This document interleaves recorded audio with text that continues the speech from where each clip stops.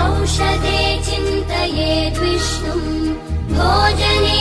च जनार्दनम् शयने पद्मनाभम् च विवाहे च प्रजापतिम्